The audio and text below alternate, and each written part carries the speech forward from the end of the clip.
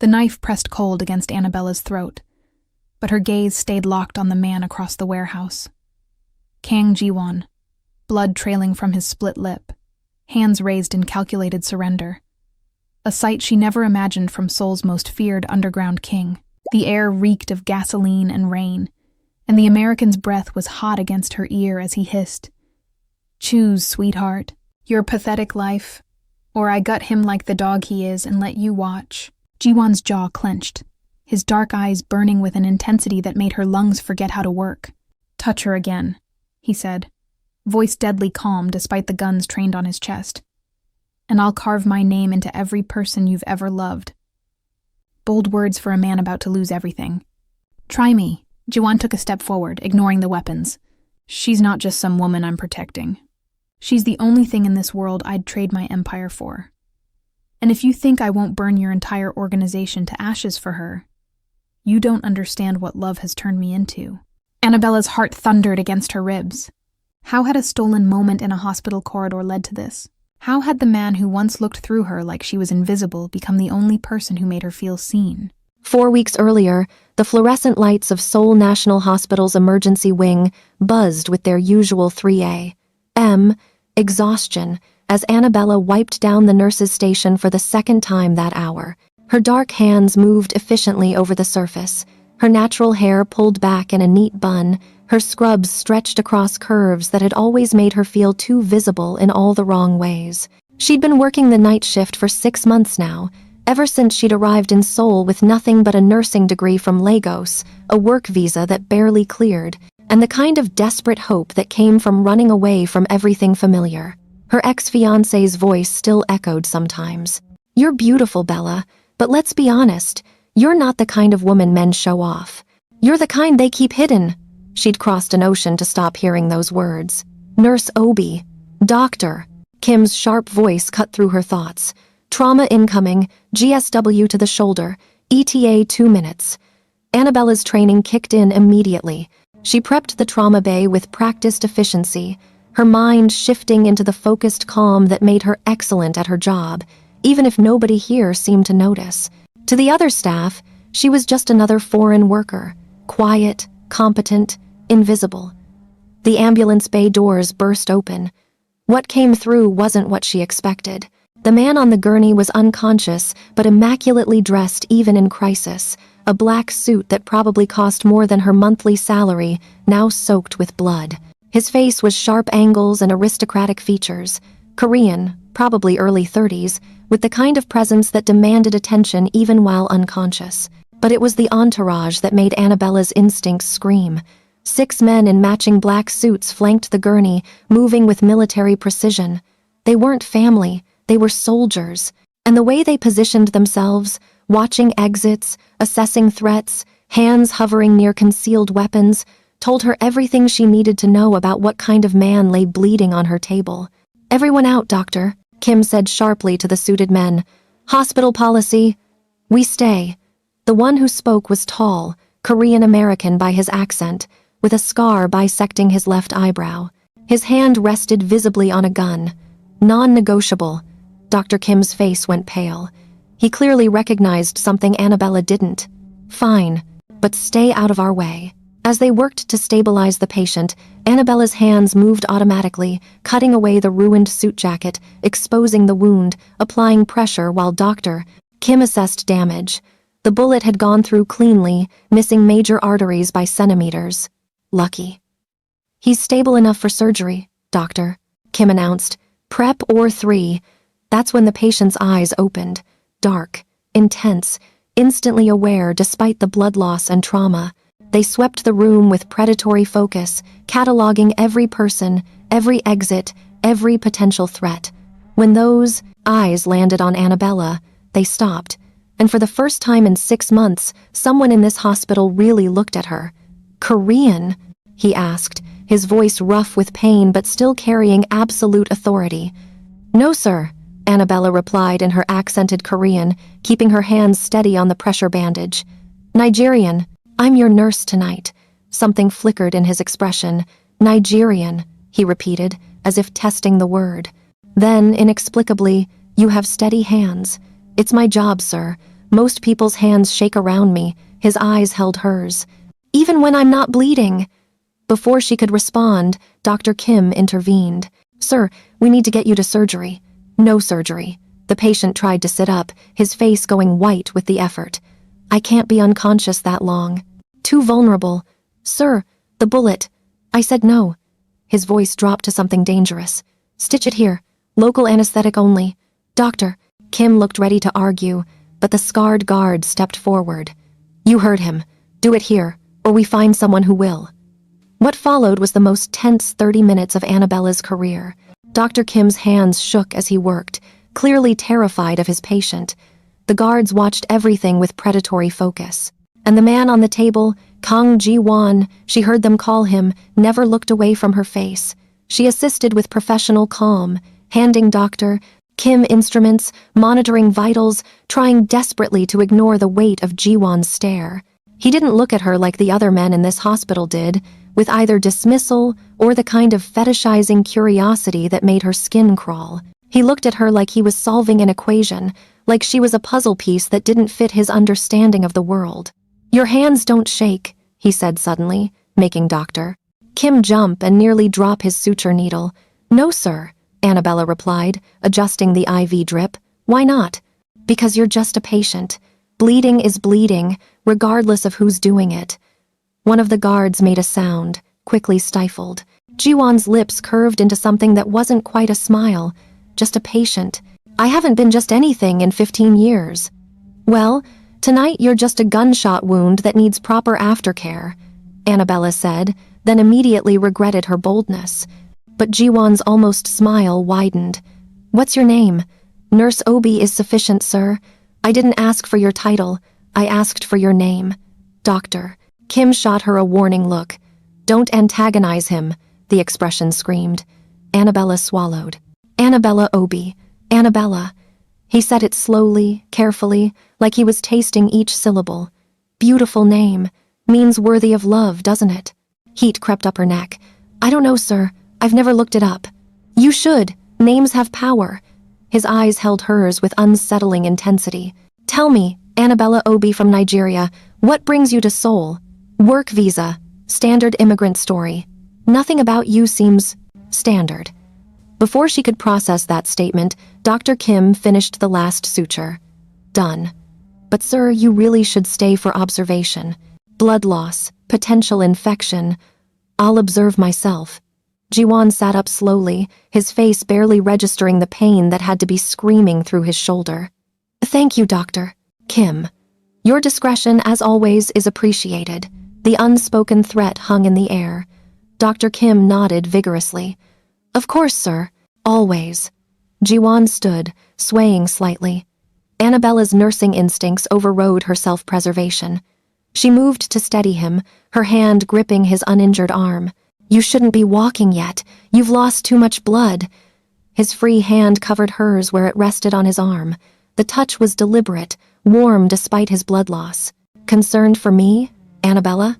Concerned for my professional reputation when you collapse in my ER. That got a real smile. Brief, but transformative. It made him look younger, almost human. I like you. You don't know me, sir. I know enough. He gently removed her hand, but his fingers lingered a moment longer than necessary. You're competent, brave, and you don't fear me. That's rare, valuable. I'm just doing my job. No. His eyes grew serious.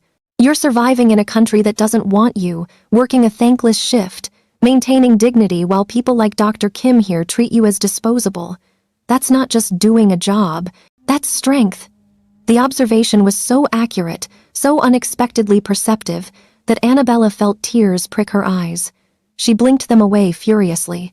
Jiwan noticed. Of course he noticed. The world is cruel to strong women. It tries to break them because it fears them. He reached into his ruined suit jacket, pulled out a card somehow still pristine, placed it in her hand. When you need something, call this number. I won't need anything from you, sir. You will. He moved toward the exit, his guards falling into formation around him. At the door, he paused. Annabella, one more thing. Yes, sir? You are worthy of love. Whatever happened before, whoever told you otherwise, they were blind. Then he was gone, leaving Annabella standing in the trauma bay with a business card burning in her palm and her heart doing something complicated in her chest. Dr. Kim exhaled shakily. "Do you have any idea who that was? A patient with a gunshot wound? That was Kang Jiwan. He controls half of Seoul's underground. Gambling, protection, information networks. He's not just dangerous, Nurse Obi. He's lethal." Dr. Kim's hands were still trembling. "You should throw away that card. Forget he exists. People who get close to him tend to disappear." But Annabella found herself tucking the card into her scrub's pocket, right next to the small cross her mother had given her. She told herself it was just a memento of a strange night, that she'd never call, that a man like Kang Jiwan existed in a world so far removed from hers they might as well be on different planets. She had no idea how wrong she was. 3 days passed. Annabella worked her shifts, tried to forget dark eyes and dangerous smiles, failed completely. The card stayed in her pocket, a constant weight. She'd pull it out sometimes during quiet moments, studying the minimalist design. Just a phone number, no name, no title, as if Jiwan was so powerful he didn't need to identify himself. On the 4th night, everything changed. Annabella was walking home from her shift, exhausted, when she noticed the car. Black sedan, tinted windows, following her at a careful distance. Her heart kicked into overdrive. She turned down a different street.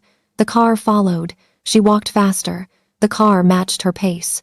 Seoul's streets were relatively safe, but at 4 a.m., in a foreign country where she barely spoke the language, Annabella felt her vulnerability like a physical thing. She reached for her phone, fingers fumbling. The car accelerated, pulling ahead and cutting her off. The doors opened. 3 men emerged, American. She registered with sick clarity, built like soldiers, moving with coordinated precision. "Annabella Obi?" The one in front spoke with a southern drawl. "We need you to come with us. I don't know you." She backed away, phone clutched in her hand. "You know our boss. You saw something you shouldn't have 4 nights ago." He took a step closer. "Marcus Crane wants to have a conversation about what you remember." "I didn't see anything. I'm just a nurse. I don't remember." "Sure you don't, sweetheart. But Marcus, he's not the trusting type. Prefers to make absolutely certain." The man's smile was all teeth and threat. "Now, you can come with us easy, or we can make it hard. Your choice." Annabella's thumb hit the emergency button on her phone 3 times. The distress signal she'd set up when she first arrived in Seoul, paranoid about being alone in a foreign country. It would call the last number dialed, except she hadn't made any calls in days. The card in her pocket seemed to burn. "I'm not going anywhere with you," she said, voice steadier than she felt. "Wrong answer." The man lunged. Annabella ran. Stupid maybe, but instinct overrode logic. She made it 3 steps before hands grabbed her, yanking her backward. She screamed, driving her elbow back the way her father had taught her, connected with someone's ribs, heard a grunt of pain. Then something hard cracked against her skull and the world tilted sideways. She was being dragged toward the car, consciousness flickering, when headlights blazed from down the street. Another vehicle, moving fast, too fast. It screeched to a halt, and doors flew open before it even fully stopped. Through her blurred vision, Annabella saw him. Jiwan emerged from the car like violence given form, his injured shoulder apparently no impediment to the way he moved. Behind him, 5 men fanned out, including the scarred one from the hospital. "Let her go," Jiwan's voice carried absolute authority despite not being loud. "Now." The Americans hesitated. Their leader, the southern one, tried for bravado. "This doesn't concern you, Kang. This is between Marcus Crane and the girl. Everything concerning her concerns me." Jiwan moved closer, and Annabella saw what Dr. Kim had meant about lethal. This wasn't the man who'd smiled at her in the ER. This was something primal and terrifying. "Release her, or I'll ensure Marcus Crane needs a new second in command. You want to start a war over some random nurse? There's nothing random about her." Jiwan's eyes never left the man holding Annabella. "And I don't start wars. I end them. Decisively." The American's grip on her loosened slightly. "Marcus won't." What happened next was too fast to track. Jiwan moved, his hand striking like a snake. and suddenly the American was on the ground, gasping for air, guns skittering across pavement. The other two went for their weapons, but Jiwan's men were faster. Within seconds, all three Americans were disarmed and on their knees. Jiwan walked to Annabella, his expression shifting instantly from deadly to concerned. "Did they hurt you?" She touched the back of her head, felt wetness. "I'm okay, just dizzy." "You're bleeding." His jaw clenched. "Take them," he said to his men, gesturing at the Americans. "Make sure Marcus Crane understands what happens when he touches what's mine." "What's mine?" The words hung in the air. "I'm not yours," Annabella heard herself say, then swayed as the world tilted again. Jiwan caught her before she fell, lifting her easily despite his injured shoulder. "Argue semantics later. Right now, you need medical attention. I'm a nurse. I can take care of myself. I'm sure you can." He carried her toward his car. "But you won't. Not tonight. Tonight, you let someone take care of you." Annabella wanted to protest, but her head was pounding, and Jiwan's arms felt steady and safe in a way nothing had felt since she left Lagos. So she let herself be carried, let herself be placed gently in the back seat of his car, let herself lean against his chest as the city blurred past. "How did you know?" she asked, fighting to stay conscious. "How did you know I was in trouble?" "Your phone triggered an emergency signal to the last number you had contact with." His hand pressed carefully against the wound on her head, applying pressure. "My number. From the card. I didn't mean to call you. I know." Something in his voice made her look up at him. "But I'm glad you did. Even accidentally. Why do you care? You don't know me." "I know enough." The same words from the hospital, but now they carried different weight. "I know Marcus Crane's operation has been trying to expand into my territory. I know 4 nights ago, his men ambushed my convoy and I ended up in your ER. I know you were working late that night, probably saw the whole thing from the ambulance bay." Annabella's memory flashed. The shouting, in English and Korean, the gunshots, the way she ducked behind the concrete barrier, heart-hammering. "I didn't see faces. It was too dark. Marcus doesn't know that. He just knows a witness exists." Jiwan's arms tightened around her. "Which makes you a liability he wants to eliminate. So you're protecting me to protect yourself, to make sure I don't talk." "No," his voice was firm. "I'm protecting you because the thought of those men hurting you makes me want to burn the world down. And I'm trying to understand why a woman I met once has that effect on me." Annabella's head was spinning, and not just from the concussion. "This is insane. You don't even know me. Then let me." The car pulled into an underground garage, expensive and private. "Let me know you, Annabella. Let me keep you safe while I figure out why you've become the most important thing in my world in less than a week. People will think you're crazy. People already think I'm a monster. Let them add crazy to the list." The car stopped and he carefully lifted her again. "Come with me. Let me make sure you're okay. Then, if you want, you can walk away and never see me again." It was the last part that made her agree. The acknowledgement that she had a choice, that he wasn't forcing or demanding. "Okay, but just for tonight." "Just for tonight," he agreed, but something in his eyes suggested he knew, just as she somehow knew, that tonight would become tomorrow, and tomorrow would become something neither of them could walk away from. He carried her into an elevator that rose so high her ears popped, into a penthouse that belonged in magazines, all glass and steel, and the kind of minimalist luxury that screamed power. Set her gently on a leather couch that probably cost more than her yearly salary. "Wait here, I'll get the first aid kit." While he was gone, Annabella looked around. The space was immaculate, but sterile, like a showroom rather than a home. No photos, no personal touches, nothing that suggested someone actually lived here. It was beautiful and utterly lonely. Jiwan returned with a professional medical kit, knelt in front of her, hands surprisingly gentle as he examined her head wound. "Shallow. Won't need stitches, but you probably have a mild concussion." "I know. I'm a nurse, remember?" "Then you know you shouldn't sleep for the next few hours." He began cleaning the wound with practiced efficiency. "Someone should monitor you." "I can monitor myself." "Annabella." He paused, meeting her eyes. "Please, let me do this. Let me make sure you're okay." There was something raw in his expression, something vulnerable that didn't match the dangerous crime lord image. Against every logical instinct, Annabella found herself nodding. Okay, but you should rest too. That shoulder is fine. But she saw the tightness around his eyes that meant pain. Let me check it. Fair trade. You monitor my concussion, I monitor your gunshot wound. He hesitated, then nodded. Carefully peeled off his jacket and shirt, revealing a muscled torso marked with scars that told violent stories. The bandage on his shoulder was clean, but she could see swelling around the edges. It's infected, she said, professional instinct overriding everything else. You need antibiotics. I'll handle it. You'll handle it right now. She stood, swaying slightly, and he immediately steadied her. Where's your medical supplies? Annabella. Now Jiwan.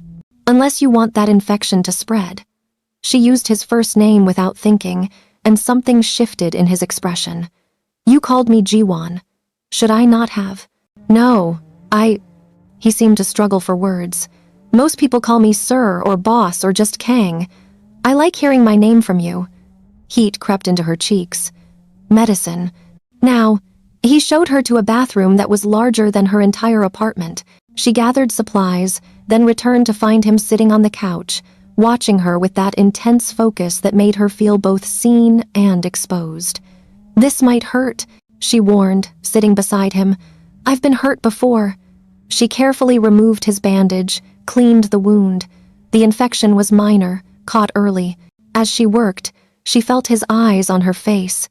Why are you being so kind to me? She asked quietly. Why wouldn't I be? Because men like you aren't kind. They're transactional. Everything costs something.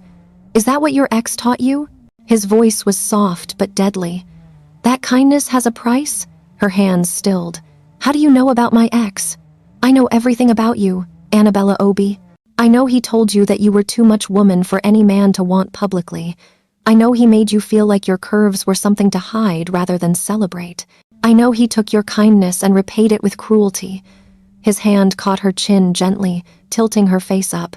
I know he was a fool who couldn't see what he had. Tears burned her eyes. Stop. Why? Because the truth hurts? Or because you're not used to being seen?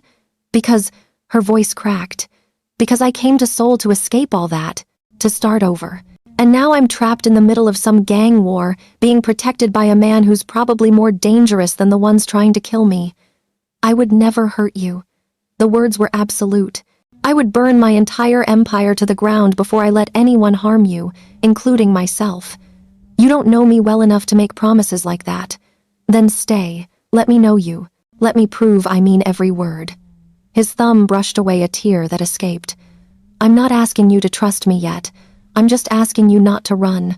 Annabella should run, should grab her things and disappear into Seoul's crowded streets, should put an ocean between herself and this beautiful, dangerous man who looked at her like she mattered. Instead, she heard herself say, I'll stay tonight, just to make sure that infection doesn't spread. Jiwan's smile was soft and devastating. Just tonight. I can work with that. She finished bandaging his shoulder, then let him guide her to a guest room that was larger than her apartment, with a bathroom ensuite and clothes in her exact size already hanging in the closet. I had someone stock it when you called, just in case. He stood in the doorway, making no move to enter. Sleep if you can. I'll wake you every hour to check. You should rest too. I will, eventually. He turned to leave, then paused. Annabella, thank you. For what? For not being afraid of me, for treating me like a person instead of a monster, for seeing me. His eyes held hers. No one's done that in a very long time. Then he was gone, leaving Annabella alone with her racing thoughts and the terrifying realization that somewhere between the ER and this moment, she'd started to care about Kang Jiwan. Not because he was powerful or dangerous, or even because he'd saved her life, but because when he looked at her, she felt beautiful, worthy, seen, and that was more dangerous than any gun. True to his word, Jiwan woke her every hour through what remained of the night. Each time, he'd knock softly, enter when she called, check her pupils with a small flashlight, ask the standard concussion questions. Each time, she found herself more awake, more aware of him, the way he moved with lethal grace, the concern in his eyes that he tried to hide behind professionalism, the way his hand would linger on her wrist as he checked her pulse, as if he couldn't quite bring himself to break contact. By the fifth check, as dawn light began filtering through the floor-to-ceiling windows, Annabella caught his hand. "Jiwan, sit with me, just for a minute." He hesitated, then sat on the edge of the bed, careful to maintain distance. "How do you feel?" "Like I got hit in the head and my entire life changed in one night." She studied his face, the exhaustion he was trying to hide. "When's the last time you slept?"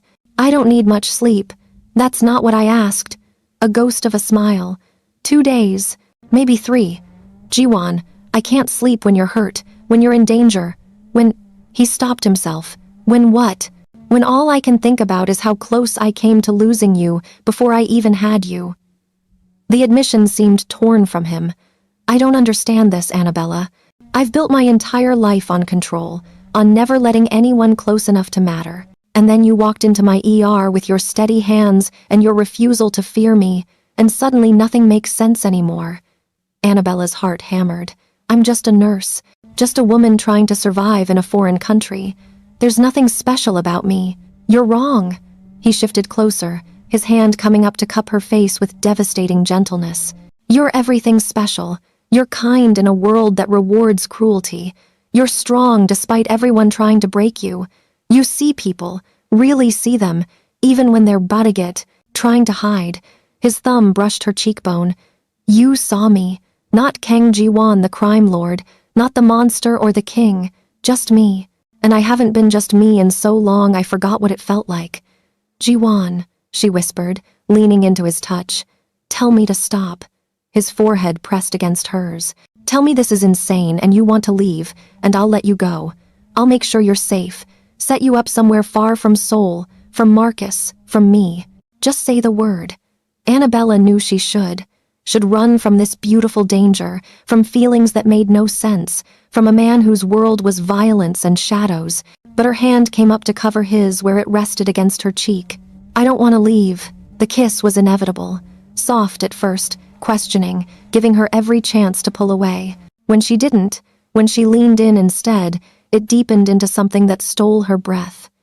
He kissed her like she was precious and necessary, like he was drowning and she was air. His hands stayed gentle despite the desperation in his touch, one cradling her face, the other carefully avoiding her injured head. When they finally broke apart, both breathing hard, Jiwan rested his forehead against hers. "This changes everything. I know. Marcus won't stop.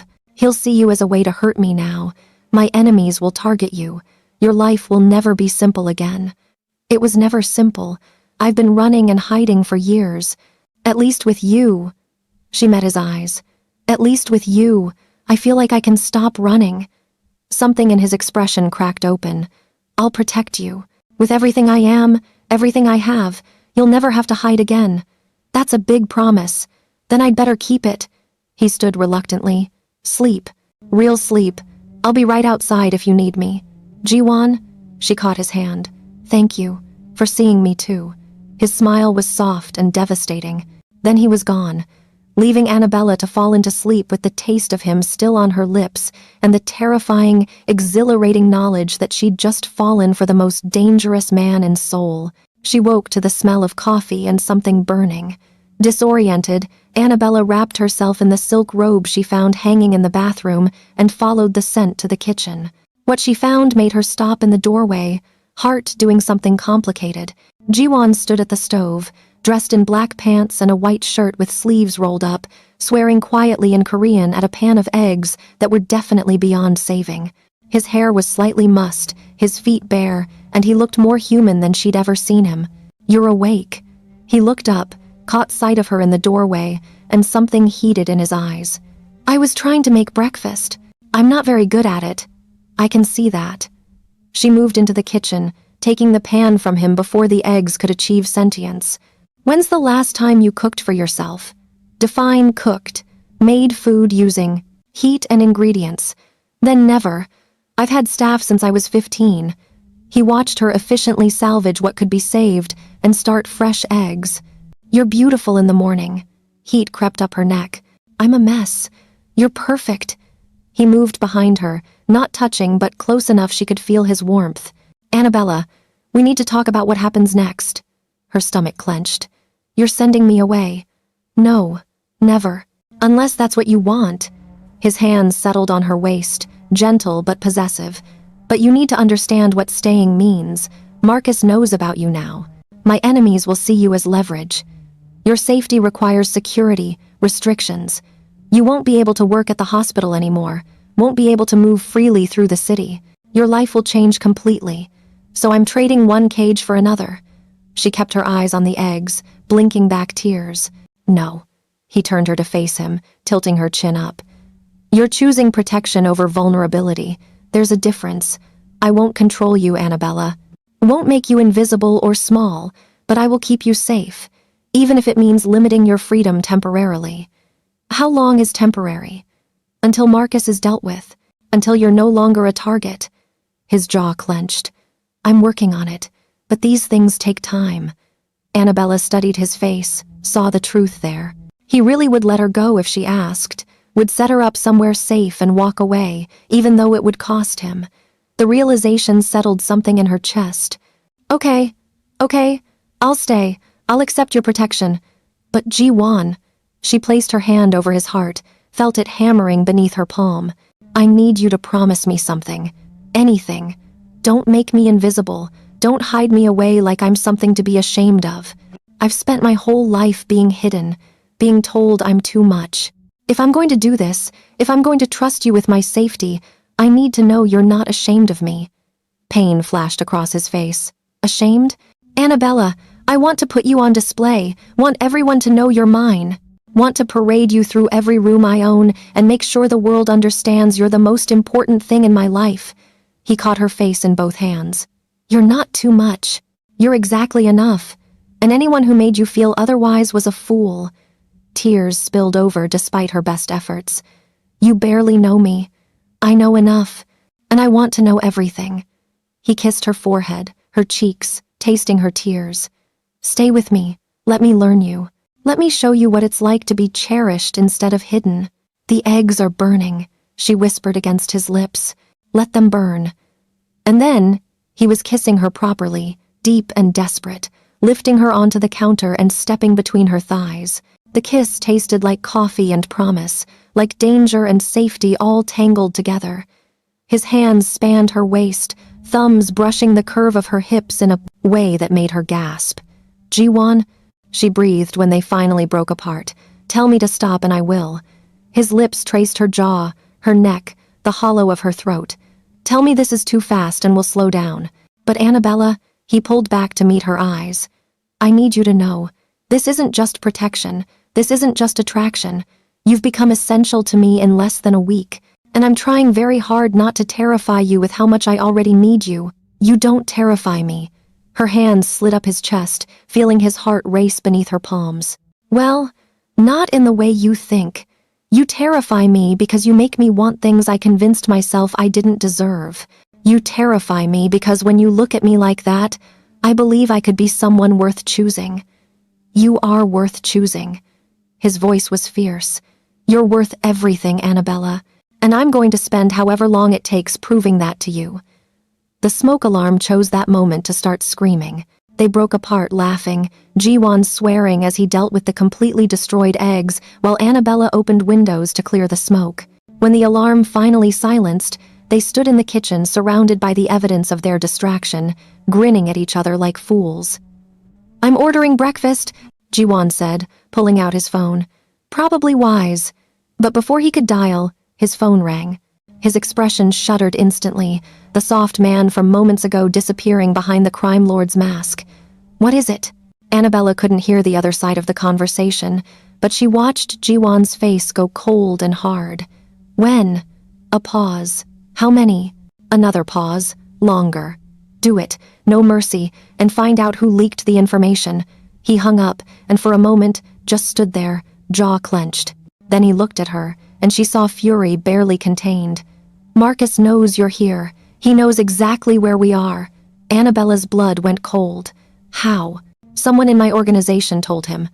"A traitor." He was already moving, pulling her toward the bedroom.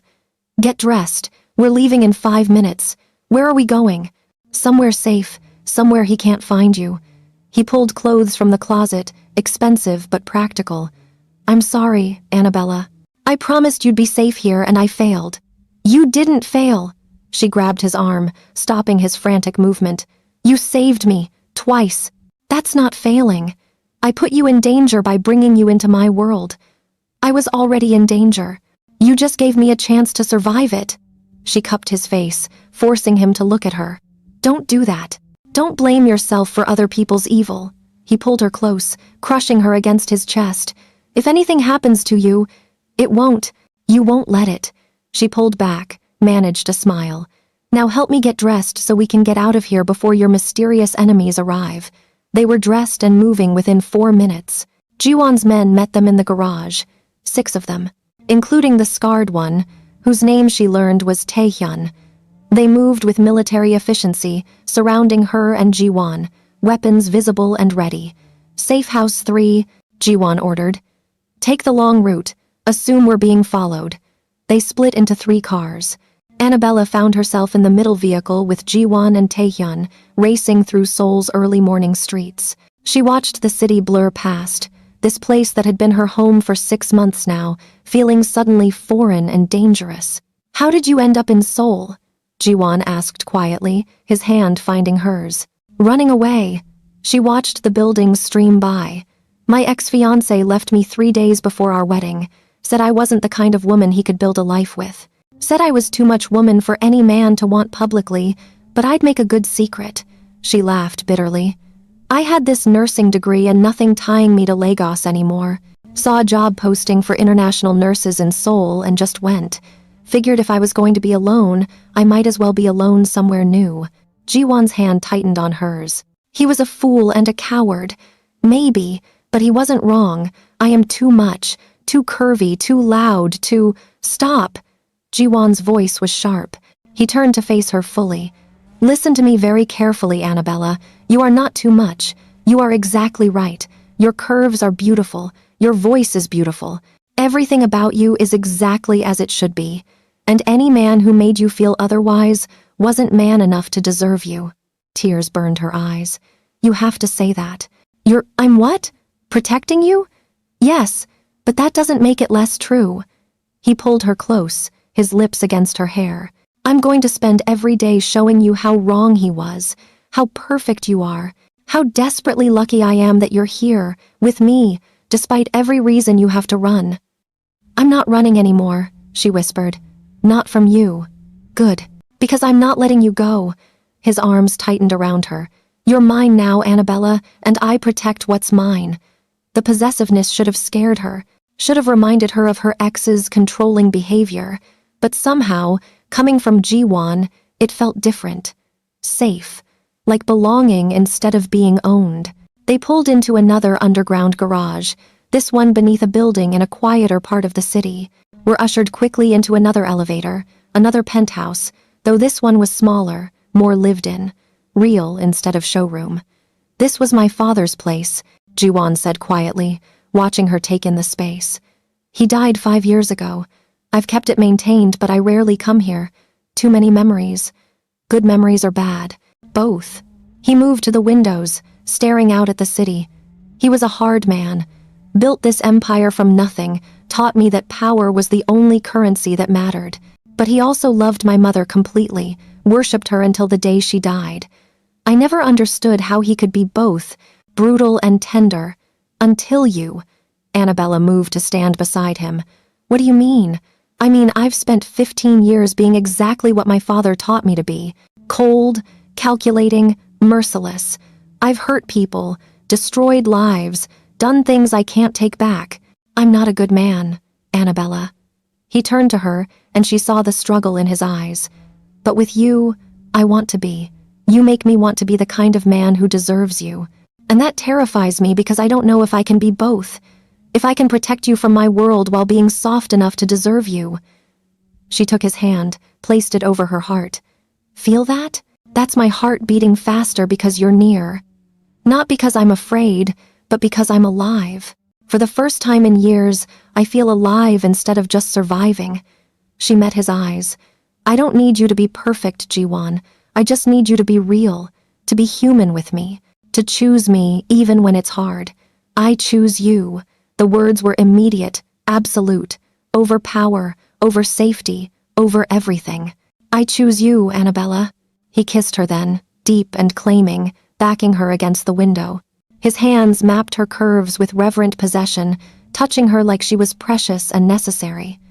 When they finally broke apart, both breathing hard, Annabella saw the future written in his eyes, dangerous and beautiful and impossibly theirs. "What happens now?" she whispered. "Now I end this." His voice was steel wrapped in silk. "Marcus wants a war? I'll give him one. And when it's over, when you're truly safe, I'm going to court you properly. Take you to dinner, learn everything about you, show you soul like you've never seen it. But first," his hands framed her face, "first, I'm going to make sure no one ever threatens you again." "How?" His smile was sharp and deadly. "By reminding Marcus Crane why people fear the name Kang Jiwan. By showing him what happens when someone touches what belongs to me." He kissed her forehead, soft against the promise of violence. "Stay here. Taehyun and his team will protect you. I'll be back before dark. Where are you going? To end this war, so we can start our life together." He pulled back, and she saw the crime lord fully present now, cold and lethal. But when he looked at her, warmth broke through. "Wait for me, Annabella. I'll come back to you. I promise." "Jiwan," she caught his hand, "don't do anything that will change who you are. Don't become more of a monster for me. I'm already a monster. But for you," his smile was soft, "for you, I'll be a monster with a heart." Then he was gone, leaving Annabella in the penthouse with armed guards and a view of a city that suddenly felt both foreign and like home. She pressed her hand against the window, watching cars stream below, and prayed to the God her mother had taught her to trust that Jiwan would come back to her whole. The hours crawled past with agonizing slowness. Taehyun and his men maintained professional distance, but she caught them glancing at her with a mix of curiosity and respect that suggested Jiwan had told them more than just to guard her. She tried to read, to watch TV, to do anything, to distract herself from images of Jiwan hurt or worse.